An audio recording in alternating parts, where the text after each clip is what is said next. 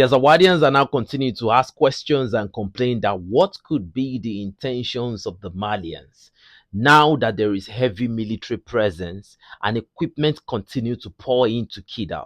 That what could be the intention of the Malian regime.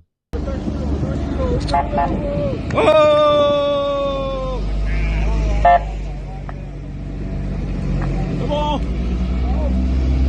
Daroba, daroba! Ça c'est la mission. Voilà. Merci, merci. Voilà. Eh, c'è un talo. C'è. Daroba, daroba, daroba, daroba. C'è vrai, ne va filmer. Moi je m'en fous.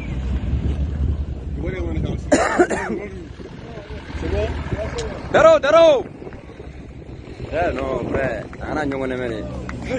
Non. Voilà, merci, merci. Bien arrivé à Kidal, bien arrivé à Kidal. Voilà, bien arrivé à Kidal. Daro, daroba. Oh, bouba, bouba, bouba, bouba, bouba. Oh, Sanogo, Sanogo, ouais. Ouais. Bien arrivé à Kidal. Voilà, l'académique Albiche. Voilà, l'académique. Alors, qu'il a son âme à Bichero. Ouais, ouais. Tanto. Daro, daroba. Ouais, mon talent, on s'en fout. Oui, c'est vrai. Vrai, ni. Mission Monogo. Il faut applaudir, il faut applaudir. Oh, daroba, daroba, daroba.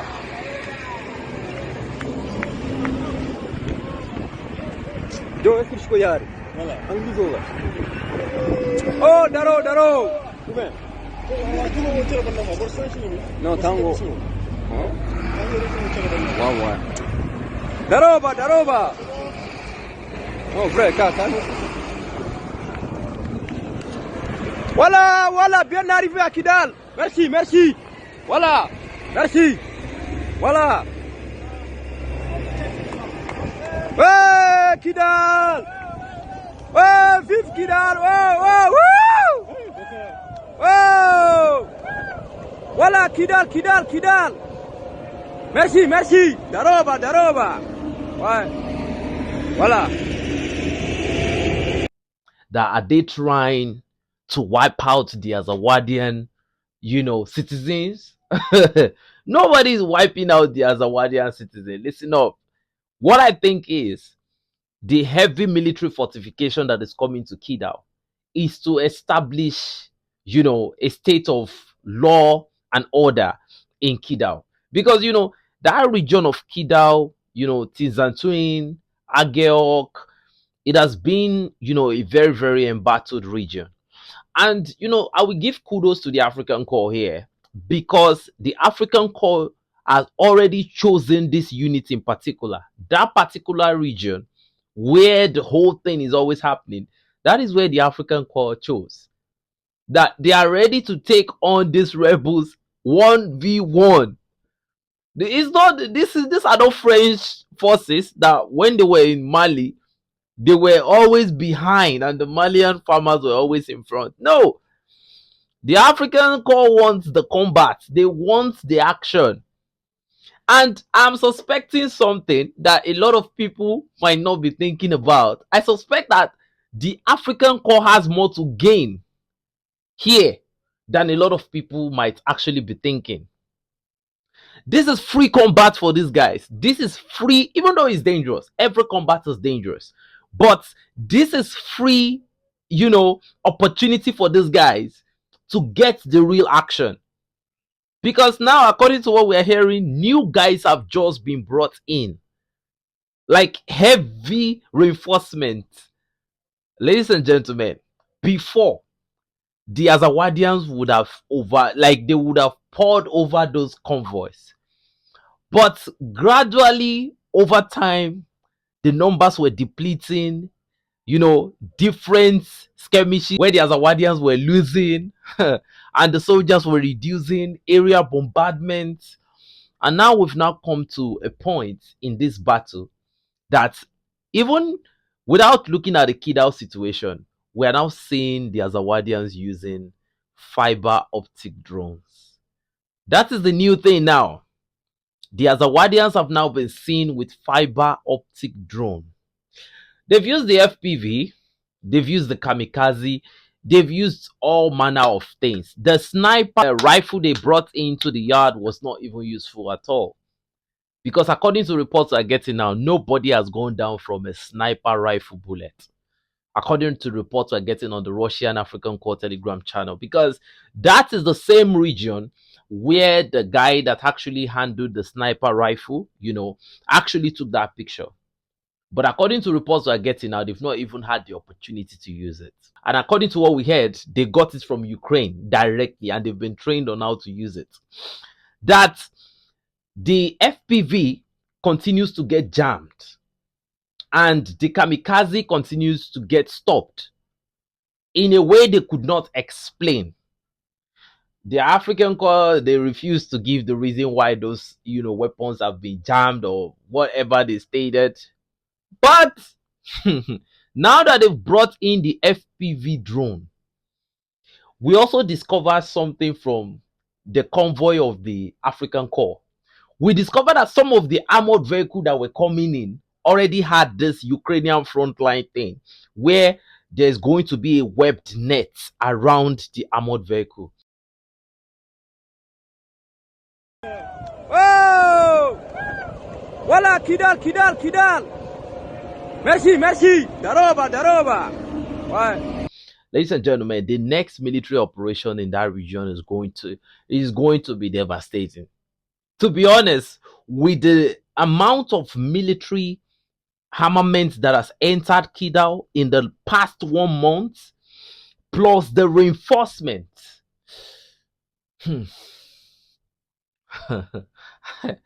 the war in the Sahel is about to evolve to a whole new chapter.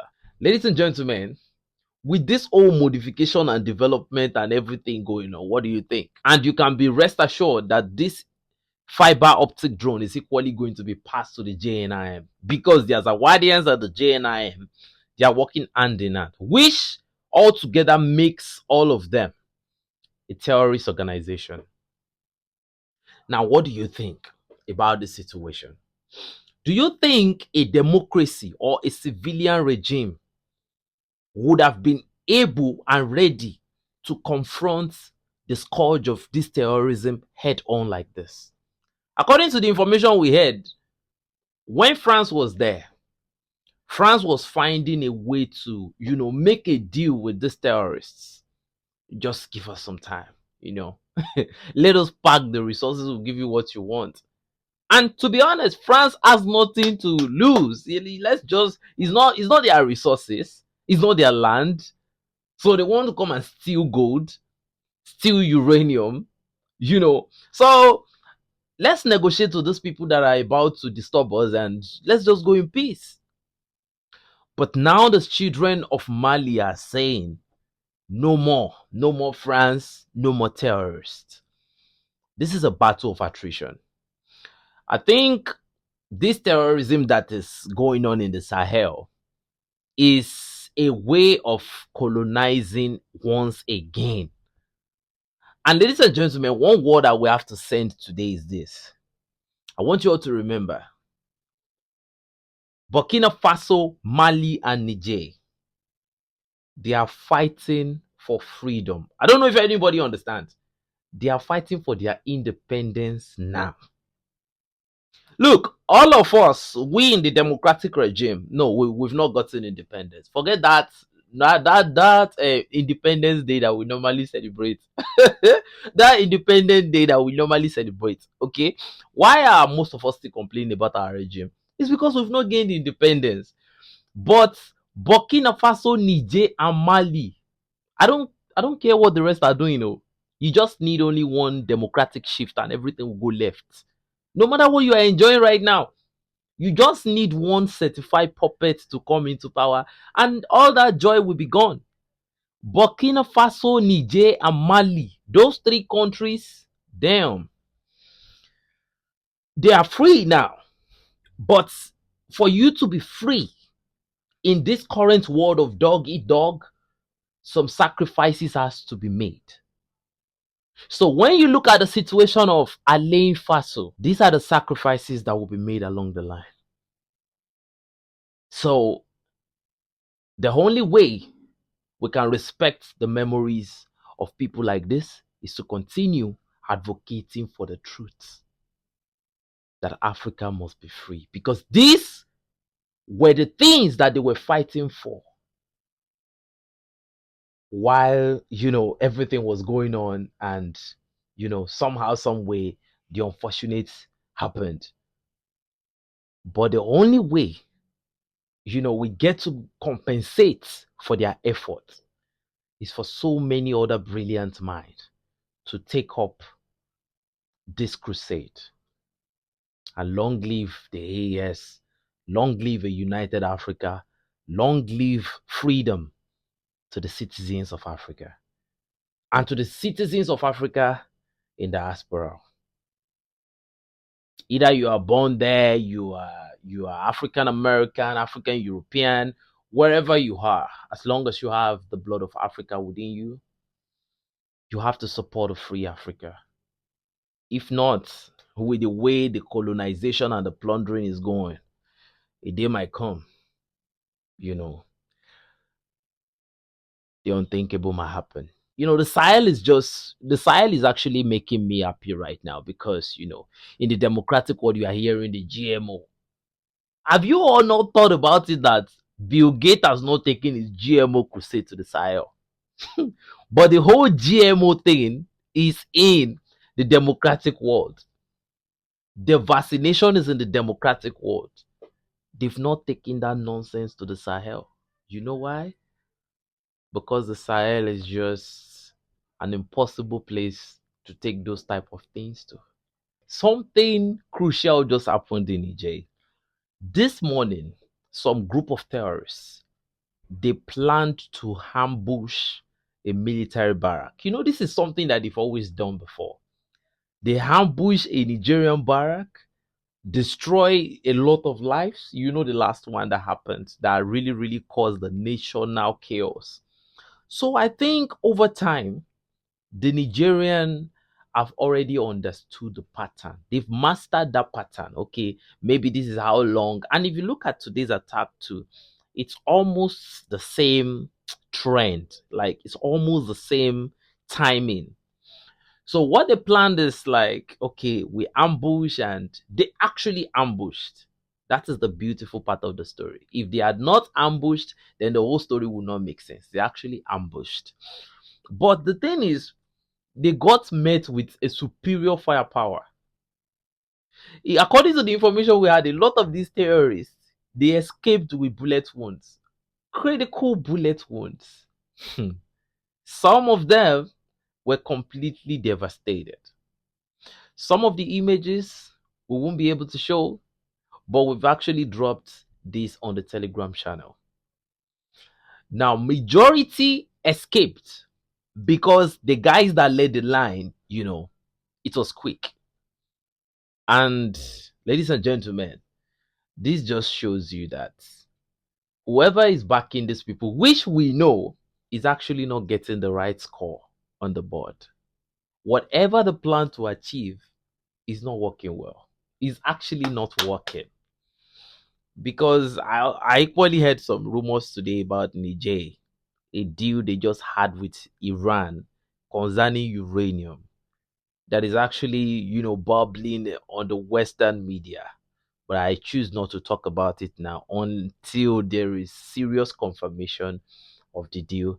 Then we'll bring it to public domain. We still want to address it as a rumor, let it, just stay where it is. But there's a lot of, arguments going on that side. But we choose to let it stay on that side for now because it's still a rumor. Now the terrorists are getting depleted, but they continue to, attack little places where you don't have people, blow up buildings, fight sometimes, and run away when they see that the firepower is too much. But these are signs that the numbers are not enough anymore. So what have they now done? So these terrorists have become crafty, they've become very, very smart. So they've now ordered some inflatable vehicles, like there's going to be like a decoy, so that the Malian drone, the Burkinabe drones, the Nigerian drones would actually not hit the right targets. Ladies and gentlemen, welcome to the inflatable vehicles that they've just made. But the intrepid AES forces actually, they got the information about this and they intercepted all these inflatable vehicles. But what I do think is that they might have had some of these things, in their hands. They must have had some of these things already. There will be some shipment that might have gotten to them, maybe through the Algerian border or through any other means, maybe through Mauritania. But how effective do you think this will be? Do you think it will help? Normally, maybe they just want to pack it scattered around the place. So they want the Malian drones to continue to waste missiles. But ladies and gentlemen, won't this kind of slow down the Malian operation? Because this is actually going on in Mali. Give us your opinion on what you think about that. But at least a large chunk of this have just been intercepted. But I'm still critical about one thing. If Algeria is there that has a port, if Mauritania is there, why are they not taking these things? Most especially, why are they not taking it through Algeria? Are we having a situation where they are not even, everything they are doing is not even legal in Algeria? Because if it's actually legal, Algeria is right there. Why can't they just bring it in directly from Algeria? I think something is not right.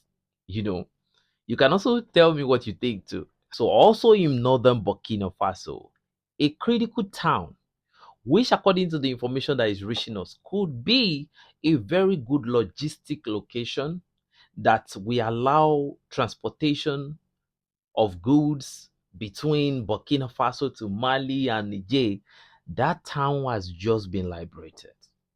Okay, that town was previously having issues with terrorism and all of that, and the Burkinabe Rapid Intervention Brigade were on parade today, and they actually cleared the environment. They ambushed the terrorists who were not suspecting anything, and they were not even ready for a fight. I think maybe it's just some of the terrorists that refuse to leave. I think most of these terrorists have actually evacuated this region, but there are still some that actually still would like to stay and all of that, but they've been neutralized. Their equipments were recovered, gasolines were recovered. According to what we even heard, some improvised explosive devices were actually recovered. Ladies and gentlemen, what do you think? And after this operation, the Burkinabe Rapid Intervention Brigade stomped the flag of Burkina Faso on the place to mark their territorial gain. Ladies and gentlemen, according to what they said, Burkina Faso is ready to completely now take over all of its territory completely. And according to what they said, now that they've taken over the territory, they will fortify it militarily. And after fortifying militarily, there will be infrastructural development that will be extended to the location. What do you think? AES continue to do it all. And at this point, the enemies of the AES can only look on, and they can only envy from distance. Ladies and gentlemen, give me your opinion in the comment section below. It's your boy 7200 signing out, enough said. But before I go, this is the only video of the day. I see you guys tomorrow. Much love and respect. Salute.